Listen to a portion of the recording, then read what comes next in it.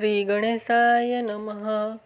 नवम अध्याय विनायक का अभिनंदन पूजन। काशी नगरी पर आए दिन दैत्यों के आक्रमण होने और विनायक द्वारा उनके संहार किए जाने से समस्त प्रजाओं, ऋषि मुनियों, राज परिवारों, विशिष्ट आदि को यह विश्वास हो चला था कि अवश्य इन भगवान गजानन ने असुरों और दुष्कर्मियों का नष्ट करने के लिए अवतार धारण किया। इसलिए सभी का यह विचार हुआ कि उनका यथाविधान अभिनंदन एवं पूजन किया जाए। अतएव एक दिन अनेक प्रजा ने सूर्योदय से पूर्व राजभवन के द्वार पर जहाँ पहुंचे, काशी नरेश ने उनका सत्कार करते हुए पूछा, आप लोगों ने किस लिए कष्ट किया है? जो कार्य है निसंकोच बताइए, क्योंकि प्रजा के कष्ट को सुनना और उन्हें दूर करने का प्रयत्न करना राजा का परम धर्म है। यदि कोई कष्ट न हो तो फिर जो मंतव्य है उसे स्पष्ट कीजिए। प्रजनों ने विनम्र निवेदन किया, राजन अत्यंत सौभाग्य का विषय है कि कुछ दिनों में भगवान गजानन यहाँ विराजमान है, जिससे इस पूरी पर आने वाले समस्त संकट शीघ्र दूर हो जाते। लगता है कि इनका आगमन काशी निवासियों का विपत्ति दूर करने के लिए ही हुआ है, इसलिए उनकी पूजा का सामूहिक रूप से अवसर मिल सके तो यह हमारा परम सौभाग्य होगा। हमें आशा है कि यह प्रार्थना अवश्य स्वीकार ही जाएगी। महाराज के स्वीकार कर लेने पर उनका हार्दिक अभिनंदन किया गया। तदुपरांत धार्मिक और निर्धन सभी यह जानने लगे कि विनायक भगवान हमारे घर पधार कर भोजन करे। काशी में निवास करने वाले एक वेदशास्त्र के ज्ञाता शुक्ल शर्मा नामक तपस्वी ब्राह्मण थे। उनकी पतिव्रता पत्नी का नाम विद्रुमा था। यह ब्राह्मण निर्धन थे, जो कुछ देवे से श्वेत प्राप्त होता जाता उसी में जीवन यापन किया करते थे। शुक्ल शर्मा ने विनायक से आतिथ्य स्वीकार करने का आग्रह किया। भगवान तो किसी के ऐश्वर्य के भूखे नहीं, भावना के भूखे हैं। उन विद्रुमा ने भिक्षा में प्राप्त रूखे सूखे समस्त अन्न को एक साथ पीसकर पिशिष्टि सी बनाकर पका डाली तथा कुछ चावलों का पानी के साथ पकाकर पतला भात बना लिया। उसे शंका थी कि क्या भगवान विनायक उसका स्वाद भोजन अंगीकार करेंगे, इसलिए बहुत चिंतातुर थी। विनायक देव पधारे। विद्रुमा ने उठाकर भावात्मक ढंग से उनकी स्तुति की, किंतु लज्जा के कारण भोजन नहीं परोसा। भगवान से भला क्या छिपा था। उन्होंने स्वयं कहा, माता लाओ, तुमने जो कुछ बनाया वह खाने को दो। माता के संबोधन से विद्रुमा को निहाल कर दिया। उसने ही पात्रों में रखी शिष्टि और पतले भात को सामने ला रखा। विनायक ने उन्हें बड़े स्वाद से खाया और बोले, वाह कैसा अद्भुत स्वाद था। इतना स्वादभुत भोजन तो मैंने आज तक नहीं किया। भोजन के पश्चात उन्होंने जल से हाथ धोकर कुला किया और फिर बोले, निष्पापी प्रवर में तुम्हारी भक्ति से अत्यंत प्रसन्न हुआ तो इच्छित वर मांग लो। शुक्ल शर्मा ने निवेदन किया, प्रभु आप समस्त लोगों के आग्रह की उपेक्षा करके मुझे रंग को दर्शन देकर कृतार्थ किया, यह मेरा परम सौभाग्य है। हे नाथ, मैं आपकी अनन्य भक्ति मांगता हूँ, अति कृपा कर मुझे दीजिए। ऐसा हो कहकर भगवान विनायक वहां से चल दिए। शुक्ल दंपति ने उन्हें पहुंचने के लिए बाहर तक साथ आने की चेष्टा की तो वे उन्हें द्रुत गति के साथ न दे सके। उन्हें लगा कि भगवान विनायक देव अंतर ध्यान हो गए हैं। उस दिन से भगवान विनायक का ही स्मरण करते रहे। रात्रि में भूखे ही सो गए, किंतु प्रातःकाल उठे तो उन्हें आश्चर्य की सीमा न रही। उसका पुराना टूटा फूटा घर न जाने कहाँ गया था। आंखें खुलते ही उन्होंने स्वयं को एक अत्यंत वैभवशाली भवन में पाया। वे सोचने लगे कि हम कब कहाँ कैसे यहाँ आ गए। तभी कुछ सेवकों ने वहां आकर कहा, हम आप सबके सेवक हैं, आज्ञा कीजिए क्या करे। शुक्ल शर्मा समझ गए कि यह सब विनायक देव की कृपा है, अन्यथा मेरे यह जीर्ण शीर्ण कुटी इंद्र भवन के समान कैसे हो जाती, तथा यह सेवक सेविकाएं कहाँ से आ जाते हैं। उन सर्वज्ञ प्रभु के प्रत्यक्ष में तो कुछ नहीं दिया, किंतु परोक्ष रूप में अतुलनीय वैभव प्रदान कर दिया। धन्य हो प्रभु, आपकी कृपा का वर्णन करने के लिए हमारे पास शब्द भी तो नहीं है। आपके चरणों में हमारा बारंबार नमस्कार है। ऐसा कहते कहते शुक्ल दंपति भाविक भर हो गए और उन्होंने अपने शरीर की भी सुधि न रही। काशी नगरी पर नरातन का आक्रमण। नरातन महापराक्रमी तो था ही, कूटनीति में अत्यंत कुशल था। उसने सूर और चंपल नामक दो गुप्तचार काशी में भेज रखे थे, जो केवल गुप्तचारी ही नहीं करते थे, विनायक देव को मार डालने के अवसर का भी ताक में रहते। वे वहां रहते नगरी को में पूर्ण रूप से धूल मिल गए, इसलिए उनके प्रति किसी प्रकार का संदेह भी नहीं होता था। एक दिन विनायक देव पालकी में बैठे हुए राजभवन की ओर जा रहे थे। उस समय पालकी उठाने वाले दो सेवक ने अतिरिक्त अन्य किसी को न देकर सूर और चंपल के परस्पर परामर्श किया कि विनायक देव को मारने के लिए अवसर अधिक उपयुक्त है, इसलिए वे दोनों घोर गर्जन करते हुए पालकी पर टूट पड़े। सेवकों के हाथ से पालकी के हाथ छूटे हो गए और पालकी धरती पर जा गिरी। सेवक भय से कांपते खिड़खिड़ाते खड़े हो गए। उन्होंने समझ लिया कि आज प्राणों को कुशल नहीं है, किंतु विनायक देव पहले से ही सावधान थे। उन्होंने पालकी से उठकर दोनों के हाथ में पकड़ लिया और चक्र के सामने घूमने लगे। राक्षसों को उनके बल का क्या पता था। यदि उन्हें पराभव की कल्पना होती तो वह ऐसे कदापि न करते, परंतु अब तो उन्हें अपने ही प्राणों पर संकट दिखाई देने लगा, इसलिए त्राहिमम की पुकार करने लगे। विनायक ने उसकी याचना सुनी तो धराधीर उठे। उन्होंने अपनी पकड़ से छोड़ते हुए बोले, तुम कौन हो, अपना यथार्थ परिचय दो, अन्यथा प्राणदान नहीं मिलेगा। उन दोनों ने कहा, प्रभु हम नरातन के गुप्तचर हैं, हमें आपको मार डालने के लिए यहाँ रखा गया था। अब हम यहाँ नहीं रहेंगे, इसलिए हमारी मत प्राणों ने कहा न परी। उन्होंने राक्षसों को नहीं मारा। बोले, मैं हूँ इन्हें अभय दे चुका हूँ, इसलिए मारूंगा नहीं। हाँ, उन्हें तुरंत ही नगरी छोड़कर चले जाना होगा। वे दोनों तुरंत ही चल दिए। नराधन को सभा में जाकर उन्होंने अभिवादन किया और फिर विनायक पर अपने आक्रमण की विफलता का समाचार यथावत सुना दिया और अंत में बोले, महाराज, उस ऋषि कुमार का कोई जीत नहीं सकता, इसलिए उसकी शत्रुता त्याग देने में ही भलाई है। परंतु नराधन को तो अपने बल का गर्व था। उसने गुप्तचारों की बात नहीं मानी और बोला, सेनापति, चतुरंगी सेना को लेकर काशी पर आक्रमण कर दो, मैं स्वयं तुम्हारे साथ चलूंगा, फिर देखो कि वह कैसे अपने प्राण बचाता है। आदेश मिलते ही तैयारी आरंभ हो गई। देते और वीरों में रणबोध छा गया। तीनों युद्धवाद बजने लगे। जब गजावृत सेनापति महारथियों पदिंतों का विशाल सेना एकत्र हो गया, तब प्रस्थान का डाका बज दिया। समूची रणवीआसन काशी की ओर दूत गति से चल दिए। काशीराज को दूत के द्वारा दैत्यसन की चढ़ाई का समाचार मिला। वे सभी भोजन करने बैठे ही थे कि शत्रु के आक्रमण की बात सुनकर अनका पराशर मात्र करके तुरंत उठ गए और प्रधान सेना को बुलाकर तुरंत सेना का राज्य सीमा पर भेजो, जिससे कहीं बढ़ता ही चला न आवे, मैं शीघ्र ही आ रहा हूँ। महाराज ने तुरंत ही वीरसेन धारण किया और फिर आज्ञा लेने के लिए विनायक के पास पहुंचे। विनायक के राजन, वीरतापूर्वक शत्रु का सामना करा, तुम्हारा कल्याण होगा। जब विनायक कहते हुए काशीराज अश्व पर सवार होकर रण क्षेत्र की ओर बढ़े, उनकी सेवा भी तैयार होकर वेगपूर्ण आगे बढ़ी। तभी गुप्तचर ने समाचार दिया, महाराज, दैत्य संघ असंख्य वह समुद्र के समान अत्यंत वेग से उमड़ती आ रही है। अपने सीमित साधनों और उन सैनिकों के द्वारा उनका सामना करना किसी प्रकार संभव नहीं है। वह स्थिति है, महाराज, जो सूर्य के सामने खदों की होती है, इसलिए राक्षसों से संधि कर लेने में ही भलाई है। काशी नरेश को चिंता। महाराज ने अपने अधमति का परामर्श किया। तब वे वृद्ध अनुभवी बोले, राजन, स्थिति बहुत ही शोचनीय है। वे लोग टिटड़ी दलों के समान बढ़े चले आ रहे हैं। हम सब काल के गाल में चले जाएंगे और हमारा राज्य शत्रुओं का विलास भूमि बन जाएगा। काशीराज द्वारा उपाय पूछने पर उसने पुनः कहा, महाराज, हमें संधि का प्रस्ताव लेकर अपनी प्रतिनिधि भेजनी चाहिए।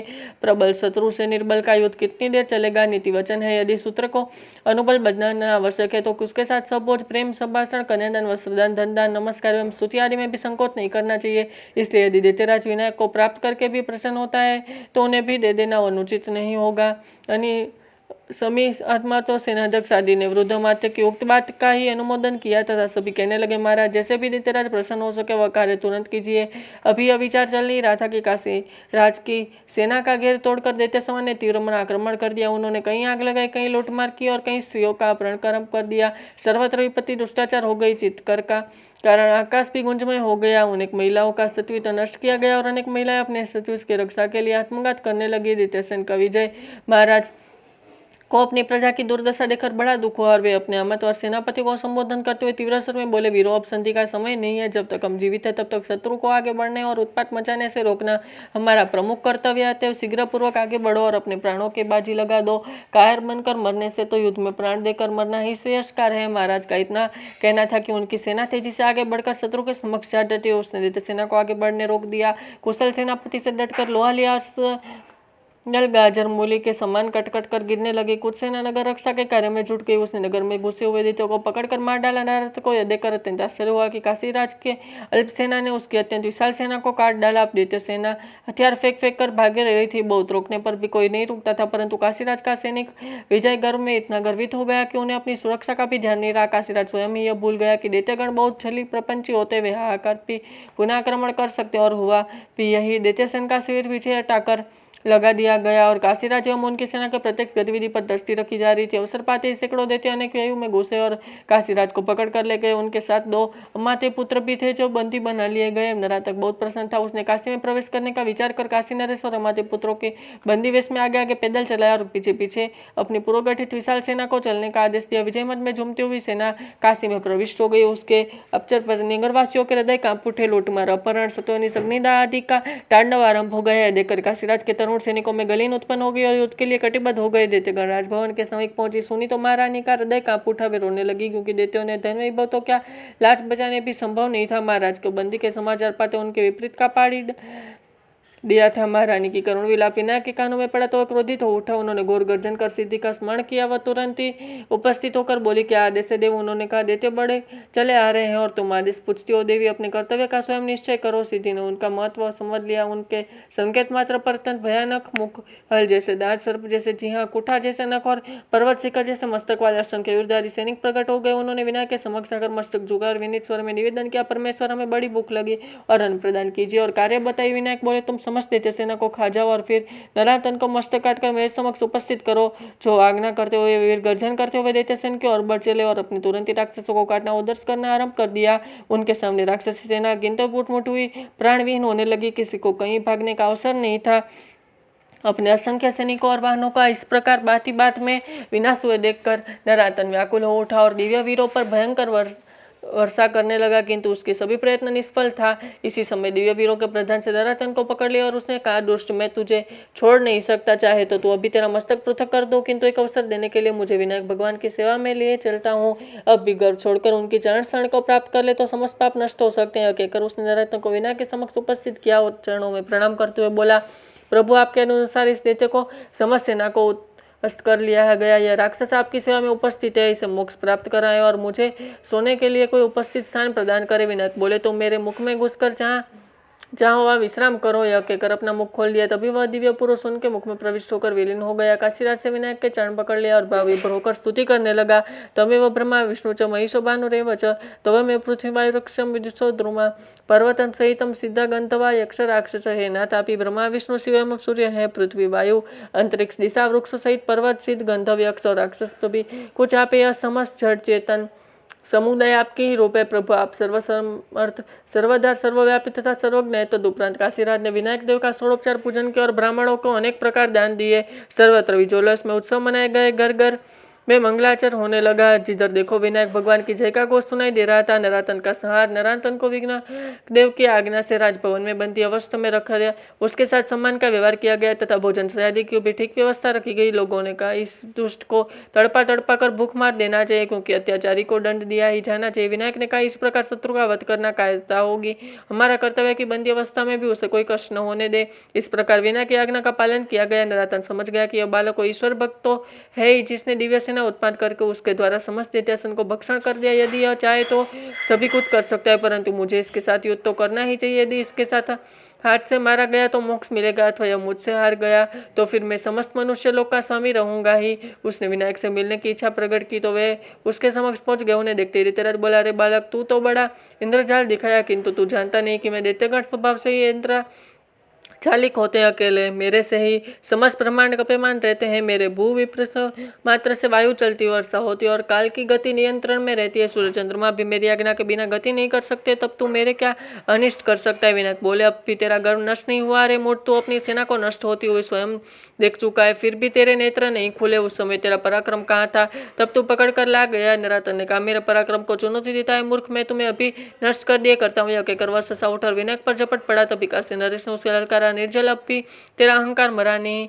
छेवरी जल गई किंतु बल नहीं गया। अरे मूर्ख, तू निर्थरक अपने प्राण क्यों खोना चाहता है। नरातन क्रोधित होकर बोला, अरे कायर, इस बालक की ओट लेकर वीर बनना चाहता है, परंतु तेरे जैसे नरों को मरने में समर्थ होने के कारण ही मेरा नाम नरातन हुआ है। काशीराज बोले, देव प्रताप, वर और पुण्य तभी तक कार्य करते जिनका भोग अथवा अवधि समाप्त नहीं हो जाती। तेरे नर की अवधि और पुण्य दोनों ही समाप्त हो चुके हैं, क्योंकि तू साक्षात भगवान विनायक के प्रति अपशब्द का प्रयोग करता हुआ अपने व्यर्थी शत्रुता मोल ले रहा है। बस इतना ही सुनते ही दैत्यराज अत्यंत उग्र हो उठा। उसने झपट कर काशीराज को धनुष छीना और इसके 2 टुकड़े करके फेंक दिए। फिर उन्हें धक्का देकर उन्हें वृक्षस्थल पर चढ़ बैठा और मारने का प्रयत्न करने लगा। विनायक की काशी नरेश से इस प्रकार दुर्गास्त्र देखा तो नरातन के विशाल मस्तक पर परशु प्रहार किया, जिससे वह दैत्य कुछ समय के लिए मूर्छित हो गया, किंतु चेतना लौटने पर उठकर घोर युद्ध करने लगा। उसने दौड़कर बड़े बड़े वृक्ष उखाड़ कर विनायक पर फेंके, पर वह देखकर का अत्यंत आश्चर्य हुआ कि उसके द्वारा फेंके जाने वाले सभी वृक्ष विनायक के परशु के धार का स्पर्श पोते ही चूर्ण विपूर्ण हो जाते थे। अब असुरों ने असुरी माया फैला और विविध रूप धारण कर प्रकट होने लगे। विनायक ने उसकी माया को नष्ट कर दोनों हाथ काट लिए,